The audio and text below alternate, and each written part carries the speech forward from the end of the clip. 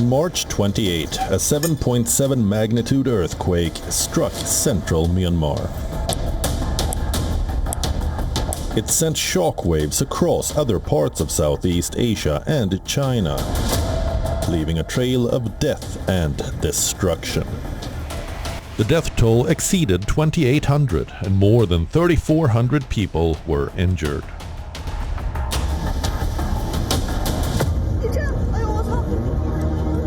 Thousands of kilometers from the epicenter, the earthquake caused the collapse of a high-rise building under construction in Bangkok.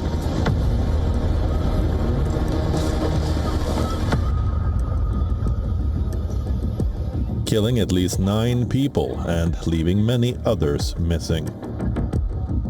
Bangkok's elevated train service was shut down in the wake of the tremor. People even fled from tall buildings after the city was placed in a state of emergency.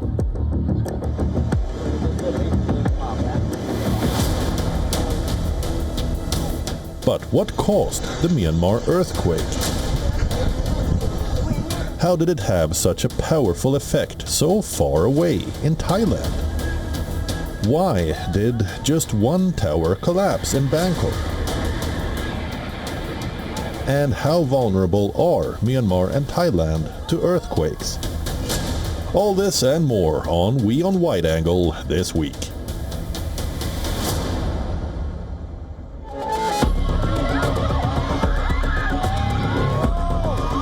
Buildings came down like a pack of cards.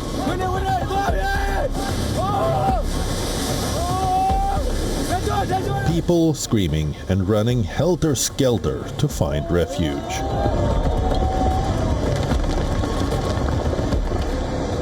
These scenes unfolded in central Myanmar and neighboring Thailand, when a 7.7 magnitude earthquake struck Myanmar on the 28th of March. The earthquake hit near Mandalay, Myanmar's second largest city, at 12:50 p.m. local time. And 11 minutes later, an aftershock hit the same area. Reportedly, 3 earthquakes of magnitude 7.7 or greater have struck in or near Myanmar in the last century. So what caused the earthquake in Myanmar this year, and why was it deadly? Let's understand.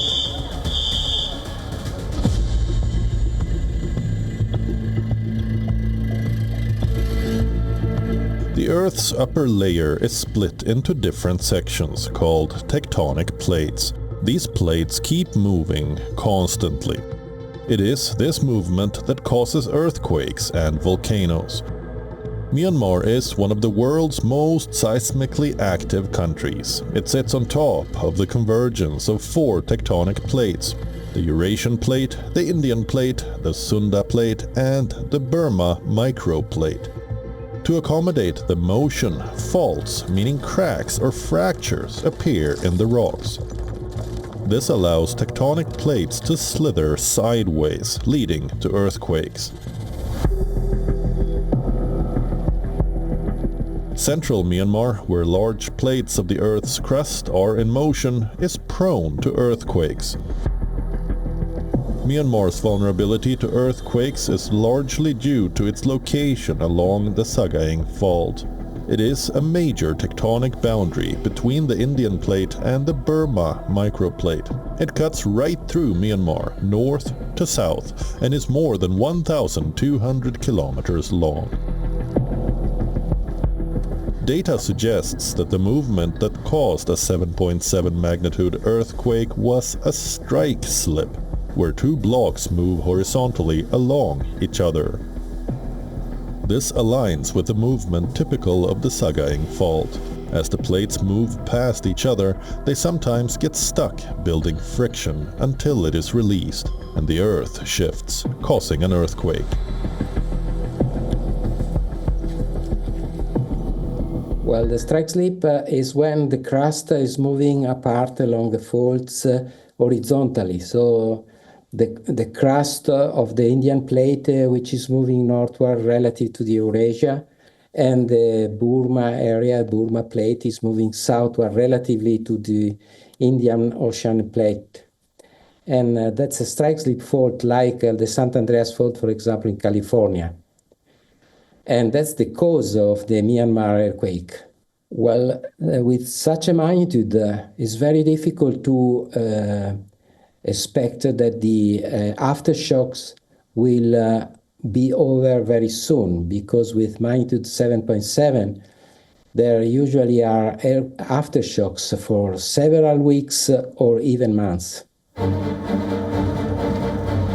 The death toll has continued to rise since the disaster. Official figures put the number at beyond 2,800 as of April 2nd. Building after building in Myanmar's second largest city, Mandalay, and beyond lie in ruins. Damaged roads, bridges, and downed power lines have made it impossible for rescue teams to reach many communities in Myanmar, which has been engulfed by war since the junta seized power in a coup 4 years ago in 2021. The Indian Space Research Organization has released pictures of the damage caused by this earthquake in Myanmar that killed thousands of people. The images were taken by the Earth Imaging and Mapping Satellite Cartosat-3. The earthquake's epicenter was near Mandalay, Myanmar's second largest city, which suffered extensive damage. A video shows the Ava Bridge in Mandalay, which was originally built by the British in the 1930s, had partly collapsed. Take a look at the other pictures.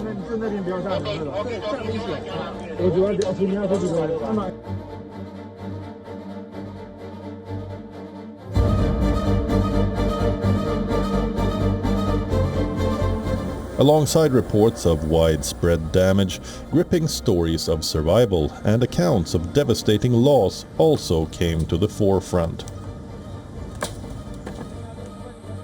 Residents scrambled through collapsed buildings, searching for survivors as aftershocks rattled the devastated city of Mandalay. A video recorded by a teenage girl showed her ordeal as she was trapped with her sister and grandmother in the wreckage of their quake-hit apartment building in Myanmar.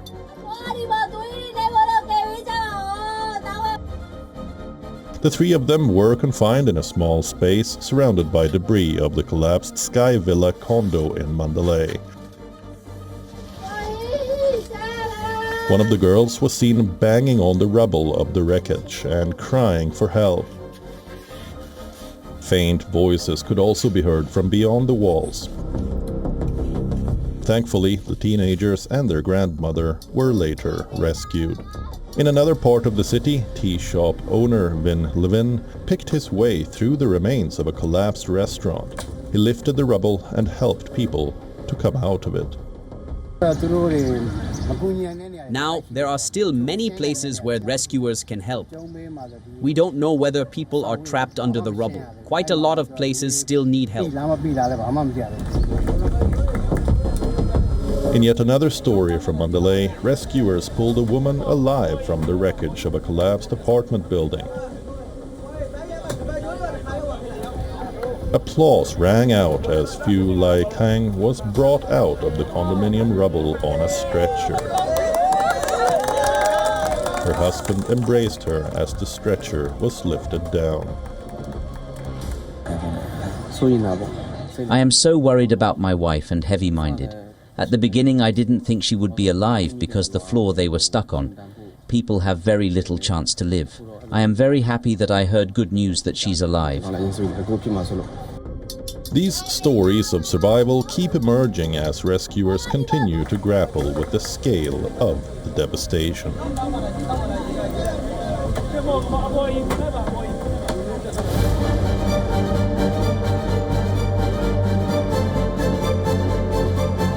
Strong tremors were also felt in neighboring Thailand, particularly in the capital, Bangkok, where around 11 million people live in the metropolitan area. While the dramatic footage emerged of high-rise buildings in Bangkok swaying during the quake, it was the unfinished building in Bangkok that had collapsed completely. At least 18 people died in Bangkok, 33 injured, and 78 remain missing.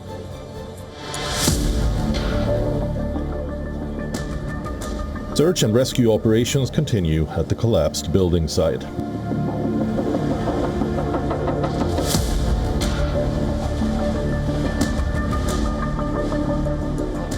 Rescue teams scaled the wreckage, with search dogs on standby to detect any signs of life. Despite the relentless efforts, some relatives have begun to accept the grim reality of the situation. We have to stay strong. We can't afford to be weak because we have to wait for our child. We can't break down. We can't get sick. The rescue teams are doing their best. I can see that, just like what we've seen in the news. However it turns out, that's how it has to be. We just have to accept that things will be the way they are. Amid all the chaos in the city due to the earthquake, a Thai woman gave birth to a baby in a hospital as it was being evacuated. 36-year-old Kantong Sainwangshin had come in for a routine checkup, but went into labor shortly after the tremors began. She was put on a hospital bed and gave birth to a baby girl.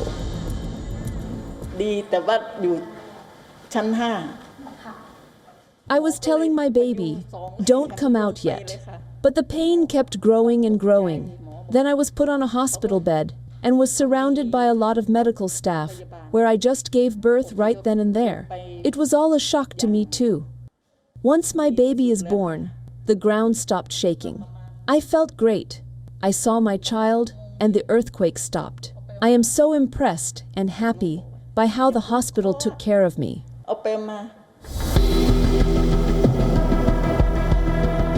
Earthquake-resistant buildings are more expensive to construct, and Thailand, unlike Myanmar, does not frequently experience earthquakes. Before 2009, Bangkok reportedly did not have a comprehensive safety standard for constructing buildings to withstand earthquakes. This means that older buildings would have been particularly vulnerable. Yet, the building that collapsed was new. It was still under construction when the earthquake hit. And, in all likelihood, the updated building standards would have been applied. Questions over how and why the skyscraper collapsed are doing the rounds. The collapsed building was reportedly the unfinished headquarters of Thailand's State Audit Office. It had been under construction for 3 years at a cost of more than 2 billion Thai baht, or around $58 million. It was a joint venture between Italian Thai Development plc and China Railway No. 10 Group. China Railway No. 10 Thailand is a subsidiary of a Chinese firm.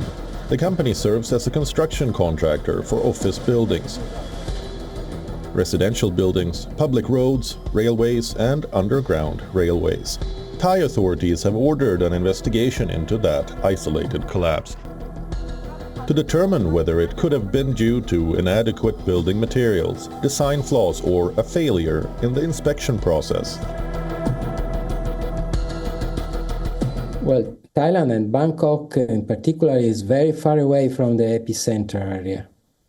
And the reason why it made collapses of the skyscraper, for example, the building, was related possibly both to the low quality of the building, but also to the amplification of the shaking due to the presence of sandy layers and amplification and side effects, what we call an amplification due to the presence of sediments which slow down the energy of the seismic waves, which are amplified, and therefore they produce a stronger shaking, especially for buildings which have a low frequency of oscillation like skyscraper.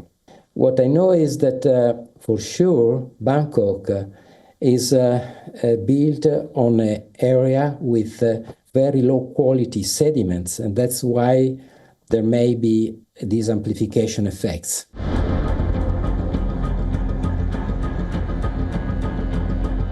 The Myanmar quake's tremors were felt across several neighboring countries too, including China, India, Vietnam and Bangladesh. Amid the devastation, CCTV footage from a hospital in China's Yunnan shows how two maternity ward nurses risked their lives to protect newborns as the earthquake violently shook the facility. The violent shaking caused the wheeled beds to roll uncontrollably across the room. The nurses struggled to maintain their balance while making sure the infants remained unharmed. Let's now look at the other recent earthquakes that made headlines.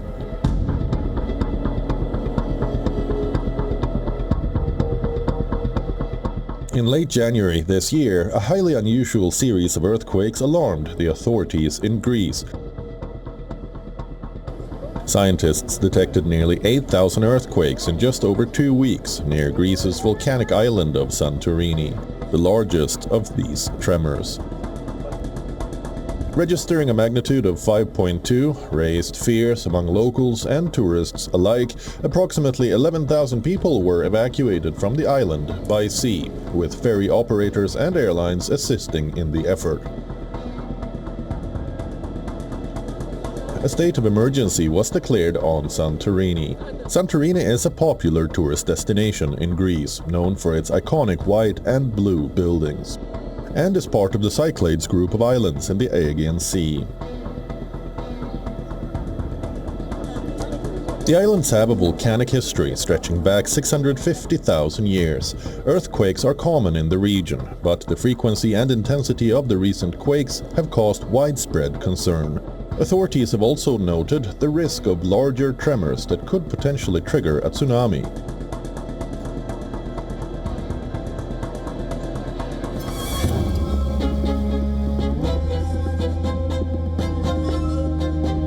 On the 13th of March 2025, a 4.4 magnitude earthquake struck near the Italian city of Naples, shaking buildings, cutting power, and sending frightened locals onto the streets.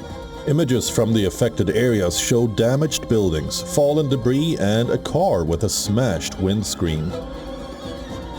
I was sleeping, and suddenly I heard a terrible bang. I had never heard one so loud. It was a very bad moment. Then, of course, when I got up, I turned on the lights and saw that my house is full of cracks. There are cracks everywhere. It was very strong, very impressive. It's true that we are partly used to it here, but it was still very strong. You can see the damage.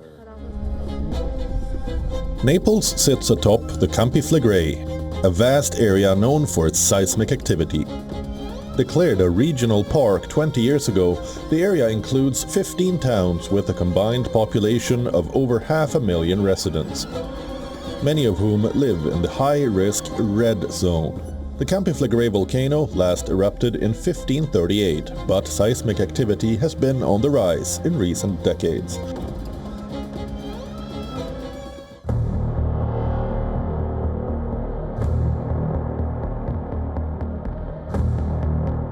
According to a recent government report, Japan could face economic losses of up to $1.81 trillion due to a potential megaquake along its Pacific coast, causing nearly 300,000 fatalities.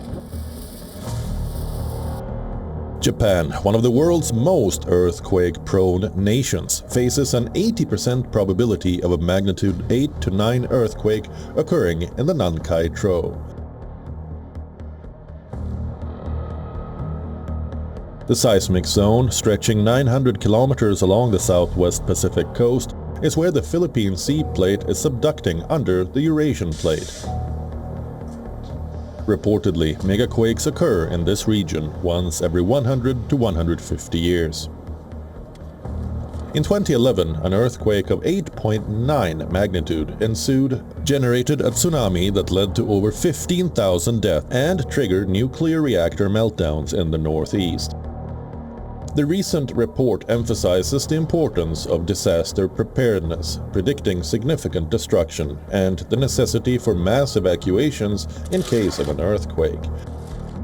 The report warns that up to 298,000 casualties could occur if the disaster strikes late at night in winter, as tsunamis and buildings collapses would intensify the impact.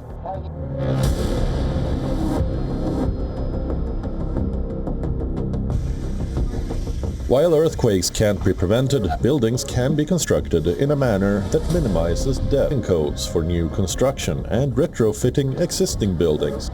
Measures such as properly connecting walls and slabs, sizing a building's structure using updated technologies, and implementing base isolation can significantly enhance a building's resilience.